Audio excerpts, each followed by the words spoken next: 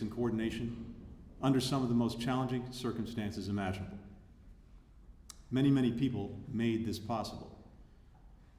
I want to commend our outstanding diplomats who worked around the clock and around the world to coordinate the operation. They volunteered for duty at the Kabul airport. They flew to transit countries to help process thousands of Afghans bound for the United States. They deployed to ports of entry and American military bases to welcome Afghans to their new homes.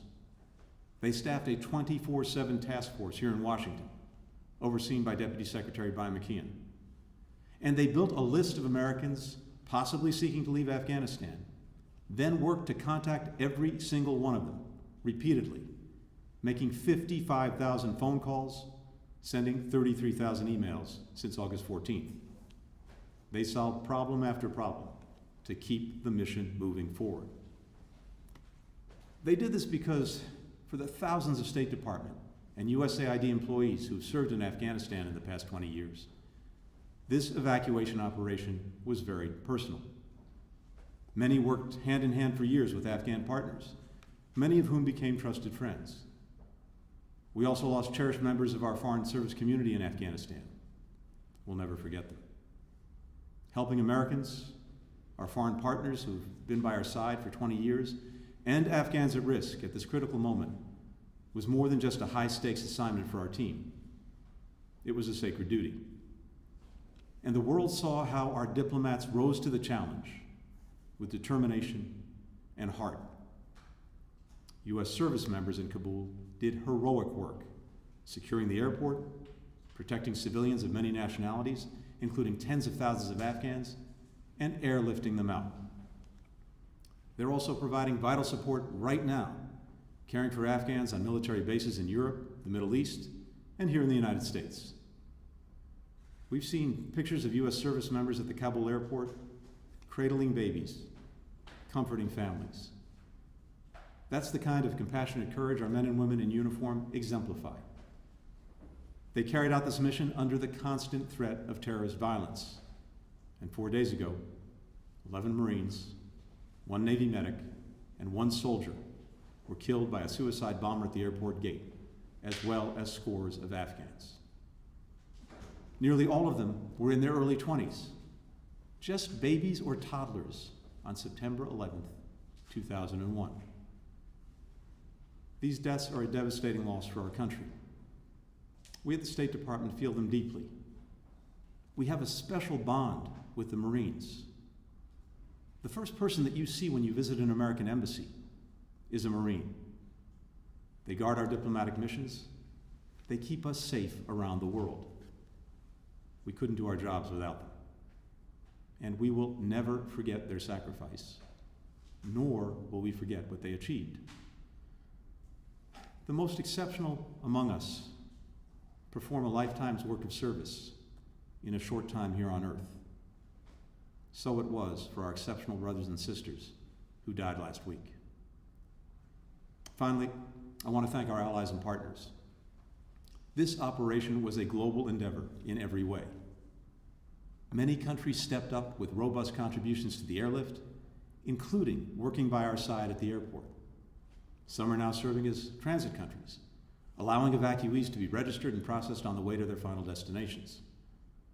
Others have agreed to resettle Afghan refugees permanently, and we hope more will do so in the days and weeks ahead. We're truly grateful for their support. Now, U.S. military flights have ended, and our troops have departed Afghanistan. A new chapter of America's engagement with Afghanistan has begun. It's one in which we will lead with our diplomacy. The military mission is over. A new diplomatic mission has begun. So here's our plan for the days and weeks ahead. First, we built a new team to help lead this new mission. As of today, we've suspended our diplomatic presence in Kabul and transferred our operations to Doha, Qatar, which will soon be formally notified to Congress. Given the uncertain security environment and political situation in Afghanistan, it was the prudent step to take. And let me take this opportunity to thank our outstanding Chargé d'Affaires in Kabul, Ambassador Ross Wilson, who came out of retirement in January 2020 to lead our embassy in Afghanistan and has done exceptional, courageous work during a highly challenging time. For the time being, we will use this post in Doha to manage our diplomacy with Afghanistan, including consular affairs, administering humanitarian assistance, and working with allies, partners, and regional and international stakeholders to coordinate our engagement and messaging to the Taliban. Our team there will be led by Ian McCarry, who served as our Deputy Chief of Mission in Afghanistan for this past year. No one's better prepared to do the job. Second, we will continue our relentless efforts to help Americans, foreign nationals, and Afghans leave Afghanistan if they choose. Let me talk briefly about the Americans who remain in Afghanistan. We made extraordinary efforts to give Americans every opportunity to depart the country, in many cases talking and sometimes walking them into the airport. Of those who self-identified as Americans in Afghanistan who are considering leaving the country, we've thus far received confirmation that about 6,000 have been evacuated or otherwise departed. This number will likely continue to grow as our outreach and arrivals continue. We believe there are still a small number of Americans, under 200 and likely closer to 100, who remain in Afghanistan and want to leave. We're trying to determine exactly how many. We're going through manifests and calling and texting through our lists, and we'll have more details to share as soon as possible. Part of the challenge with fixing a precise number is that there are longtime residents of Afghanistan who have American passports and who are trying to determine whether or not they wanted to leave. Many are dual citizen Americans with deep roots and extended families in Afghanistan who've resided there for many years. For many, it's a painful choice. Our commitment to them and to all Americans in Afghanistan and everywhere in the world continues. The protection and welfare of Americans abroad remains the State Department's most vital and enduring mission. If an American in Afghanistan tells us that they want to stay for now, and then in a week or a month or a year, they reach out and say, "I've changed my mind," we will help them leave. Additionally, we've worked intensely to evacuate and relocate Afghans who worked alongside us and are at particular risk of reprisal. We've gotten many out, but many are still there. We will keep working to help them. Our commitment to them has no deadline. Third, we will hold the Taliban to its pledge to let people freely depart Afghanistan. The Taliban is committed to let anyone with proper documents leave the country in a safe and orderly manner. They've said this privately and publicly many times. On Friday, a senior Taliban official said it again on television and radio, and I quote, "Any Afghans may leave the country, including those who work for Americans, if they want and for whatever reason there may be," end quote. More than half the world's countries have joined us in insisting that the Taliban let people travel outside Afghanistan freely. As of today, more than 100 countries have said that they expect the Taliban to honor travel authorizations by our countries. And just a few short hours ago, the United Nations Security Council passed a resolution that enshrines that responsibility, laying the groundwork to hold the Taliban accountable if they renege. So the international chorus on this is strong, and it will stay strong. We will hold the Taliban to their commitment on freedom of movement for foreign nationals, visa holders, at-risk Afghans. Fourth, we will work to secure their safe passage. This morning, I met with the foreign ministers of all the G7 countries, the United Kingdom, France, Germany, Canada, Italy, Japan, as well as Qatar, Turkey, the European Union, and the Secretary General of NATO. We discussed how we will work together to facilitate safe travel out of Afghanistan, including by reopening Kabul's civilian airport as soon as possible.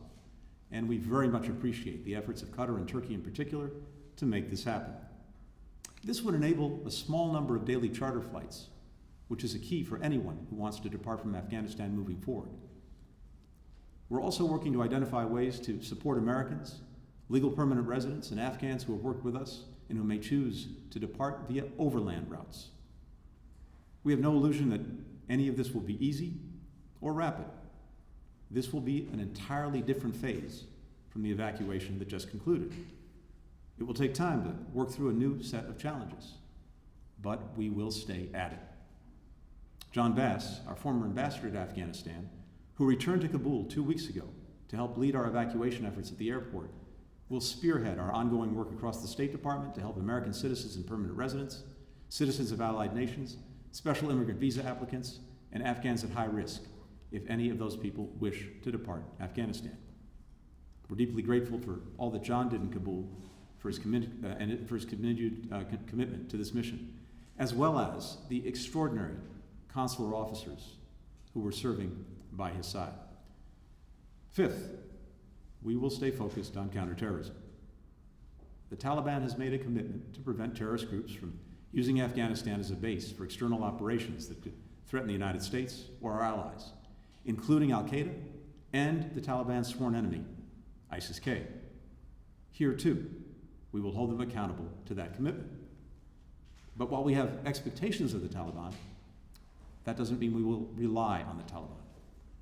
We'll remain vigilant in monitoring threats ourselves, and we'll maintain robust counterterrorism capabilities in the region to neutralize those threats if necessary, as we demonstrated in the past few days by striking ISIS facilitators and imminent threats in Afghanistan, and as we do in places around the world where we do not have military forces on the ground.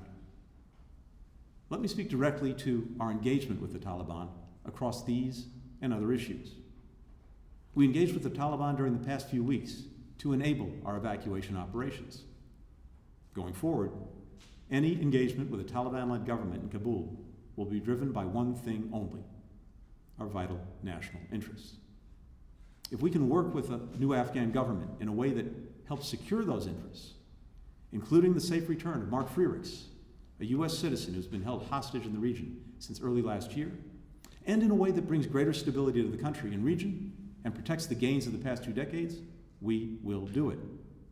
But we will not do it on the basis of trust or faith. Every step we take will be based not on what a Taliban-led government says, but what it does to live up to its commitments. The Taliban seeks international legitimacy and support. Our message is any legitimacy and any support will have to be earned.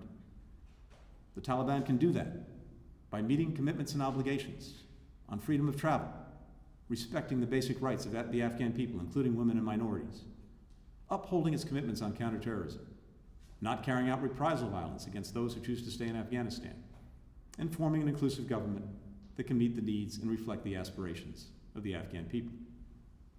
Sixth, we will continue our humanitarian assistance to the people of Afghanistan. The conflict has taken a terrible toll on the Afghan people. Millions are internally displaced. Millions are facing hunger, even starvation. The COVID-19 pandemic has also hit Afghanistan hard. The United States will continue to support humanitarian aid to the Afghan people. Consistent with our sanctions on the Taliban, the aid will not flow through the government, but rather through independent organizations such as UN agencies and NGOs. And we expect that those efforts will not be impeded by the Taliban or anyone else. And seventh, we will continue our broad international diplomacy across all these issues and many others. We believe we can accomplish far more and exert far greater leverage when we work in coordination with our allies and partners.